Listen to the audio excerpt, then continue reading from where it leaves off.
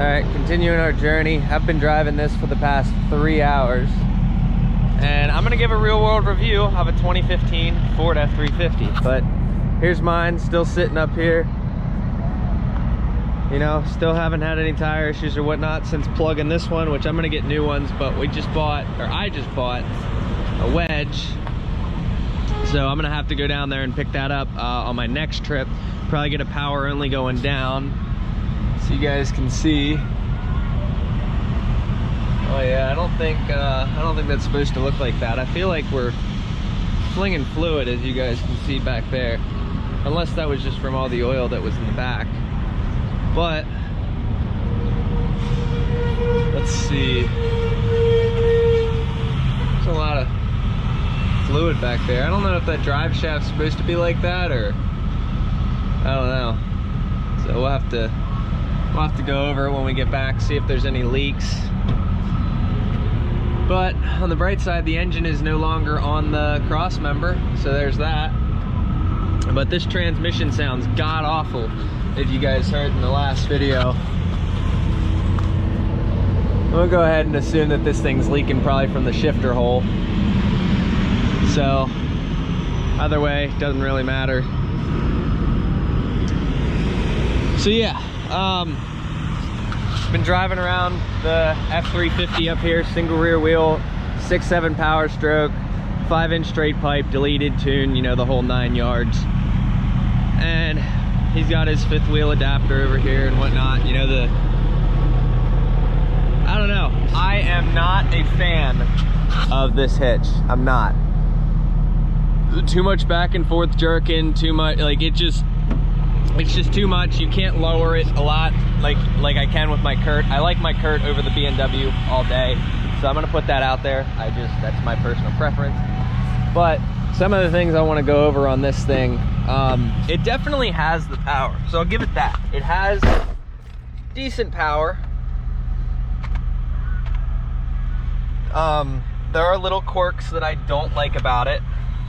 Get some of the heat on because it's damn near hot, or damn near cold in here. He likes to have the windows down all the time. So I don't like the turn signals. Like if I go to turn the turn signal on, it comes back up. Like I don't like that. Like, yeah, see, that was an accident. So yeah, there's no real good place to put these things. The vents are always breaking.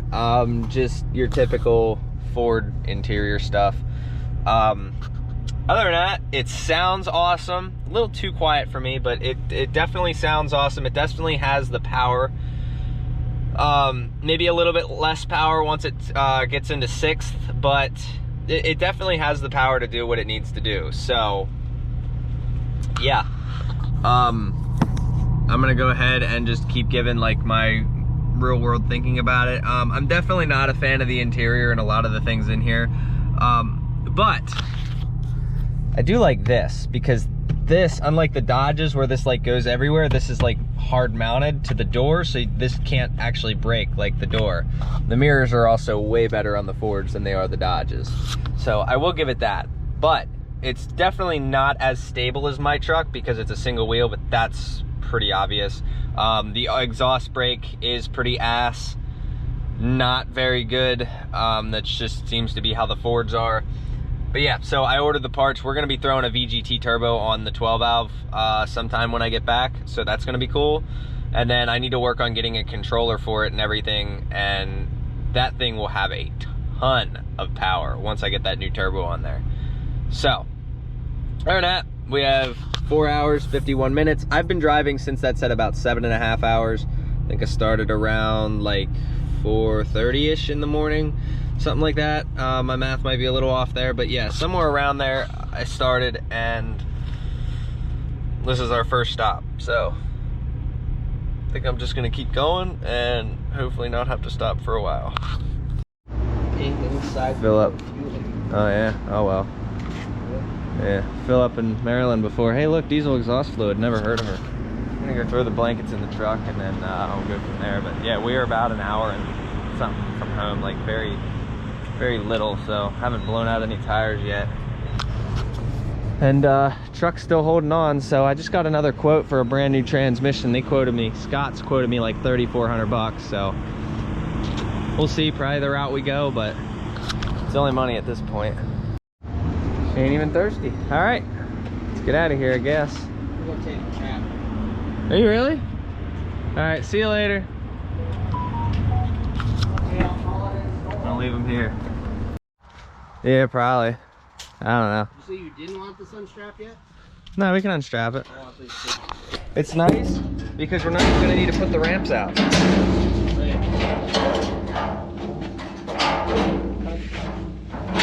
You don't gotta pull them off, you just gotta hit it and then bring it to the side. Zip the back one. The back one's easy.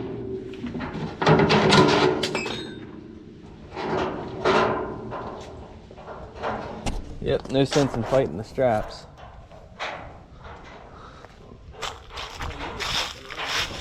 Huh? You just flip it off the side, you run them over? Yeah, not the whole ratchet, but the strap itself. All right, so this thing's been getting nothing but cold air, and I don't know what I did with the keys. Oh, they're in my backpack. All right, let's see her start.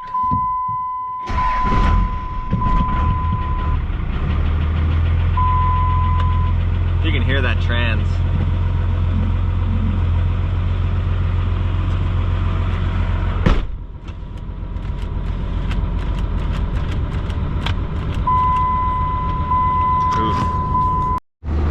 Oh yeah, I love that trans noise.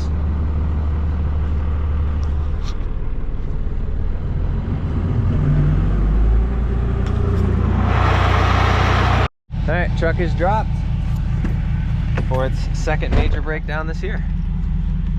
I don't think we're doing too bad with breakdowns this year, to be honest. I've only had two good ones. We got Sam out there doing Liam's job.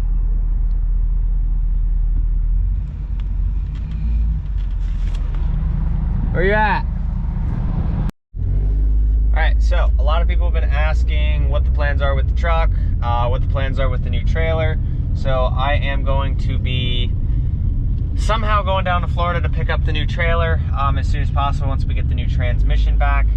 I'm trying to decide whether I'm going to go get it rebuilt for the $3,500 with the warranty, or I'm just gonna go buy a used one and slap that in. I don't know yet, because if I start buying drivetrain parts and I decide to throw new things in, because I'm obviously never gonna put a brand new motor in it, right? So if I were to buy a transmission, then it's like, well, now I'm obligated to put a new motor in it and a new rear and then have everything new. And it's like, but I really I don't know that I want to do that. A lot of the reasons why I'm able to keep hold of the money that I have is because I'm cheap, I'm frugal. I make sure that I keep as much money in my pocket as possible. I care more about getting debt free than I care about being flashy and spending money on new things and nice things. And I just really don't care. I only care about what makes the money and my home time. So, and I'll see, I want to be debt free and not have to worry about that. So I'm gonna go over the truck today, and then when I get the trailer, the new trailer, I'm gonna have to bring it up and get it worked on so that I can get that out on the road. And then I'm gonna start leasing that out. I have a couple people that might want to run it, so we'll go from there. But yeah, so we're heading out to Shermansdale now. Right, so my brother moved it for me earlier, I guess, and I forgot to put the window all the way up. So I guess I gotta do that. But it looks like he left the key on. Bruh. Oh well. Alright, so yeah, I'm gonna go over this thing basically, like what their plan's gonna be. So my logic here, right? Everything pretty much needs to be paid off. That's the end goal. Why I won't run a new truck: one, they're garbage. Won't run one because emissions. I won't run one because I can't run paper logs. I don't like any of that stuff. So right now we get paper logs, and that's what I'm going to continue running. And that's why at some point, once everything's paid off, I will be purchasing a 2008, you know, third generation Ram 5500, and I'm going to swap a 12 valve into that as well. But I want this perfect first, and that one will be a two-wheel drive truck as well. So don't know if I'm going to try to get an Ison or a G56, but either way I want it to work out. So that's basically the plan with the truck. We're just going to find a transmission or get this one built, one or the other. I talked about, I do want to try, because seeing that this is kind of like a Frankenstein build, I do want to get a 410 rear for this, just to try it and see if I like it, but also keep my 373s as well. So I kind of want to try it to see, like, give people real world, you know, experience, like differences between the two, just to go from there. But I basically just came out here to like grab all my stuff out of the back, so, and then I'm gonna have to yell at my brother for moving my truck and then leaving my key on. So yeah, other than that though, yeah, definitely not getting rid of the truck, definitely not getting a new truck. Like Sam said, if you want me to go get something newer, PO box is in the description, feel free to send it there. Works for me. But if you're gonna send me a new truck, make sure it's got a 12 in it, because I refuse to run E-Log. So I could definitely not do what I do if I had to run E-Log. So yeah, aside from that, get everything out of here, put it in here, and then I'm going home. All right, so yeah, also disclaimer, the guy, I never put like names out here, but the guy who sold me the transmission, apparently this was a big deal, running someone's name through the mud or whatnot. I've never mentioned who sold me this transmission.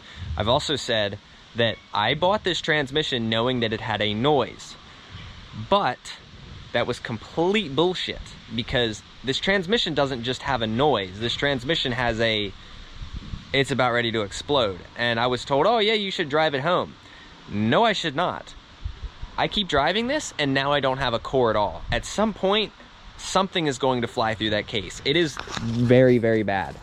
So yeah, that's my disclaimer there. So bought it knowing it had a noise, was told that's all it had was a noise. It definitely has more than just a noise. It has a grind. You put your hand on the shifter to shift from first, second, third to fourth, or any gear, mind you, and it feels like you're being stabbed in the hand with needles. It is impressive how bad this transmission is.